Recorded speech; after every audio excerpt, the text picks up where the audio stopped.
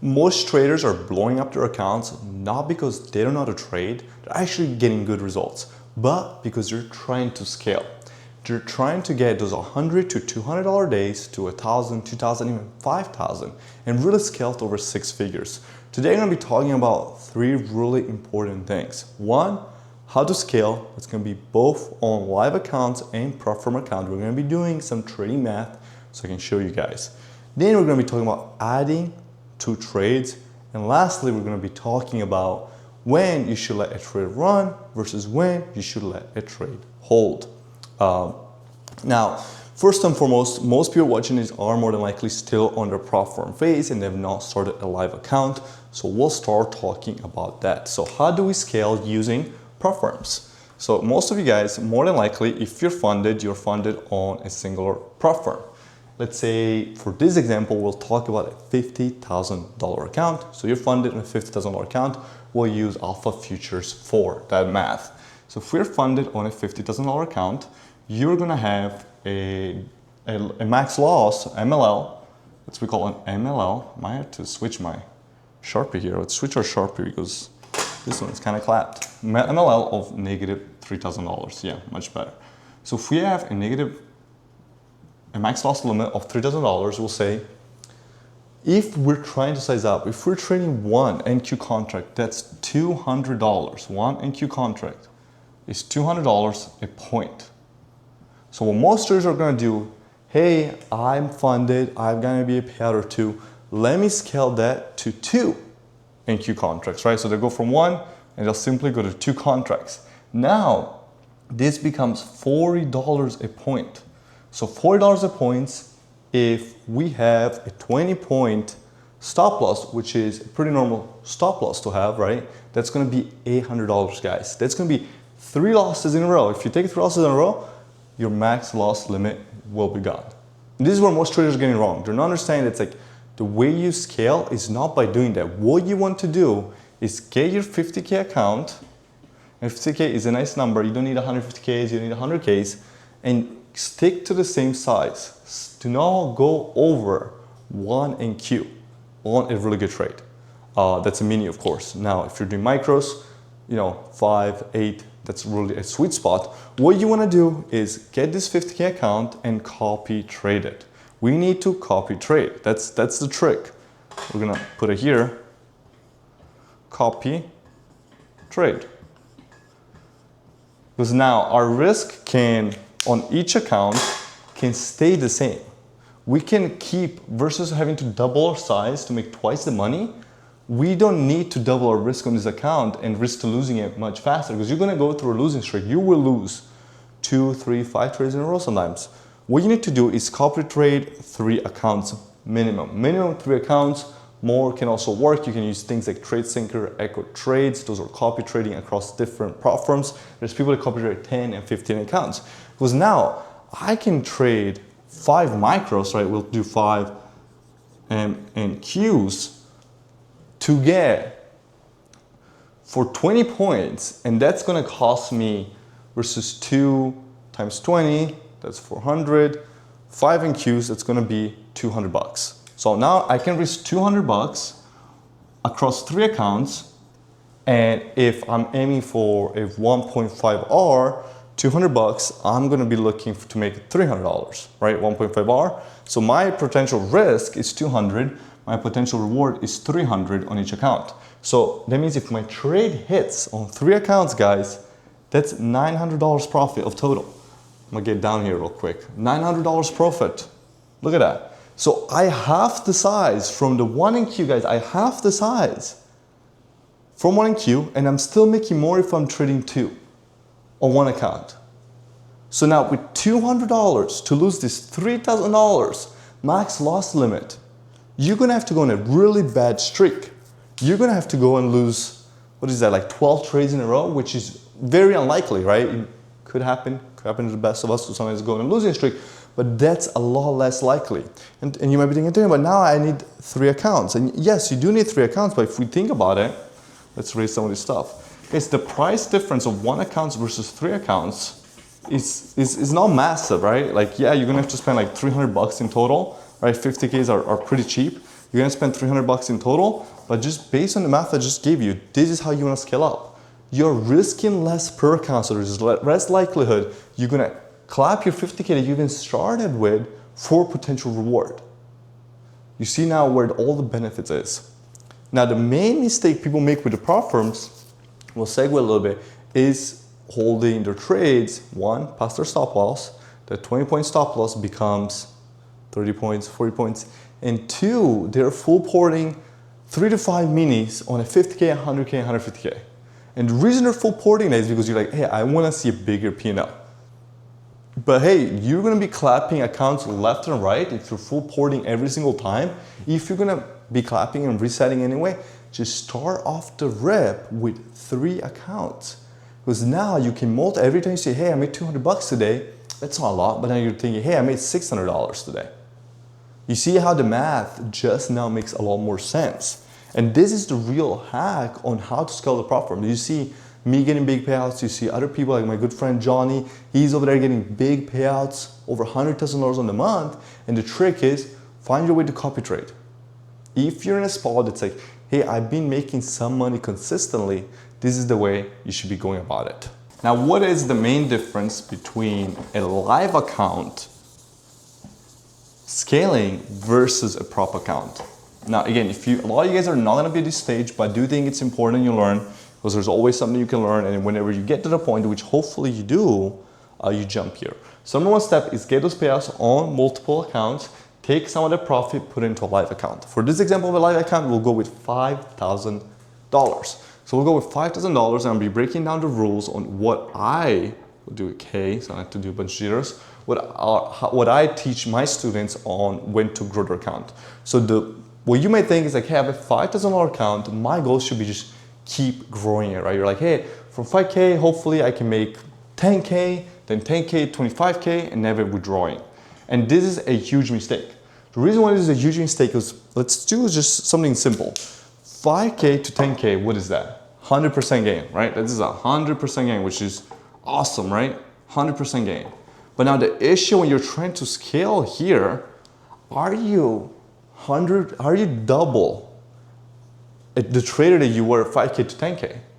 Are you double the emotional strength that you had from 5K to 100K? Because now all your P&Ls are going to be doubling, all your losses are going to be twice as big, all your wins are going to be twice as big.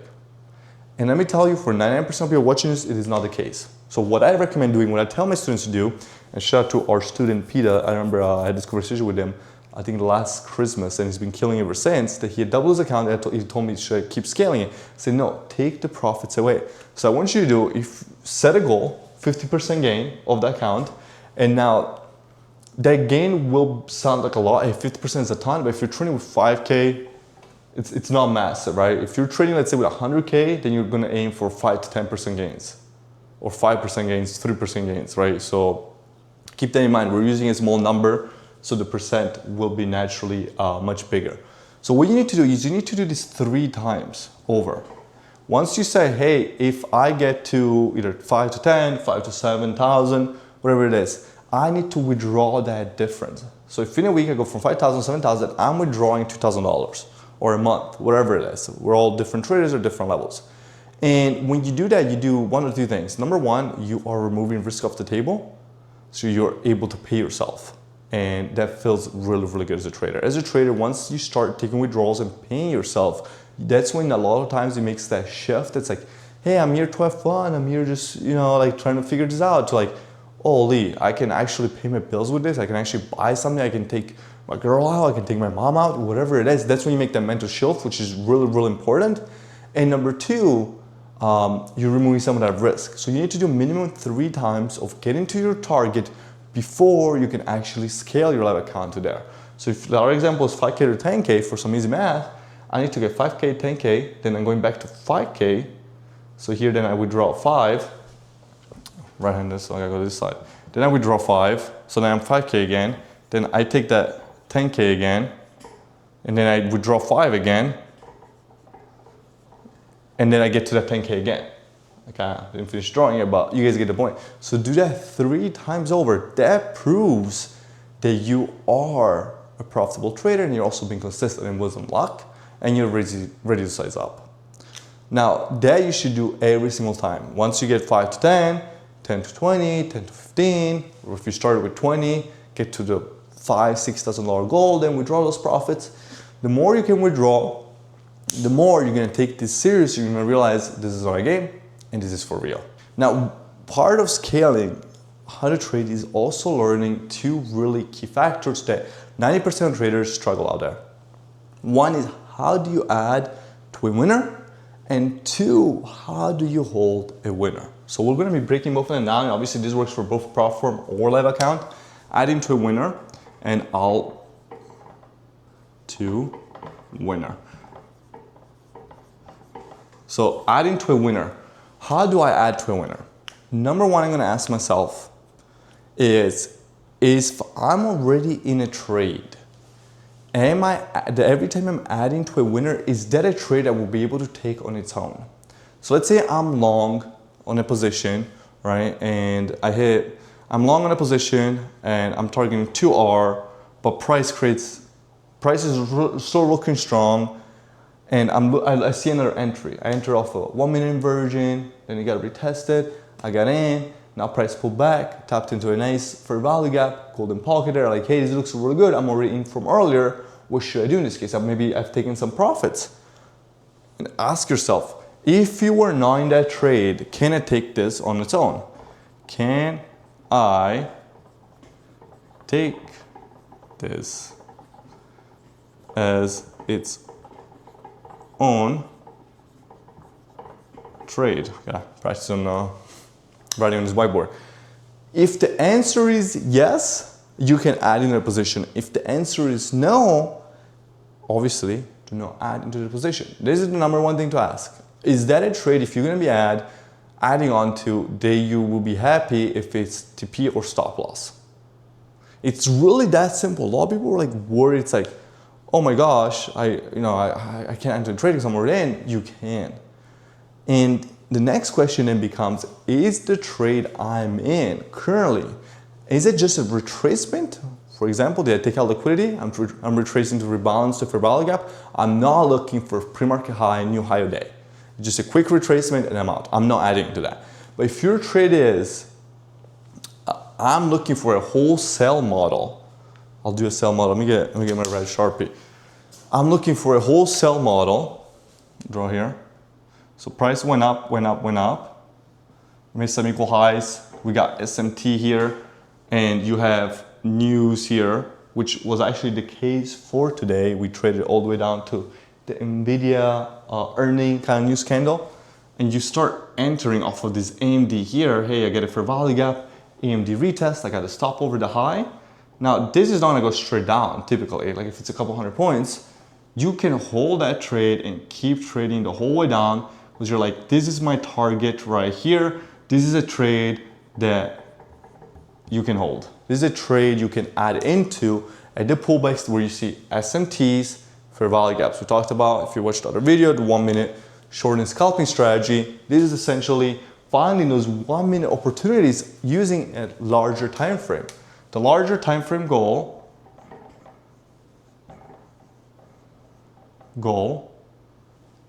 then it leads to lower time frame entries.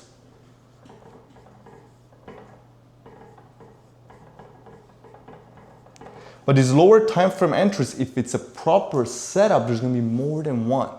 And I've talked about this is why you don't need to rush into a trade, because a proper setup will give you usually 2 to 3 potential entries, and this is when you can add to your winner. Hey, I was able to catch the Asia high, retest, failure. I was able to catch the continuation under these equal lows, tapped into bearish fair value gap. I was able to catch the 1 minute IFVG that made the last move down here, the last move down after the 10 a.m. news. Those are all proper trades, and that's when you can add to your winner. And that's why you want to also hold to your winners. Holding your winners, adding to your winners go hand in hand. When I don't hold my winners, when I don't have a low time frame goal, I'm trading the small legs in here because I think there's going to be a rebalance, which are fine trades to take. Don't get me wrong, those are fine trades to take. You just have to know not to add into them, know not to hold them for long. Now, let's talk a little bit about when do we go break even? When do we go break even? That's a question I get. I'm not joking, guys. I probably get that question daily. So let me get rid of this real quick. And this is probably another huge mistake I see traders take. They go break even because you're like, hey, if I'm up 20, 30 points, should I be going break even? And the answer is no. What not to do? Let's talk about what not to do. Do not, we'll just do break even. We're going to do nots here. Break even because of points. Or P&L. We'll just call it P&L because that's the truth. It's not the points of the P&L. Do not go break even just because of you're looking at the P&L. We are trading based off the charts. We're not trading based off money. We are in it to make money, but that's holding you back from really looking clearly at the charts. That's why you're cutting your winners too early, you're going break even too early, or you're not going break even at all when you should, because you're looking at the money.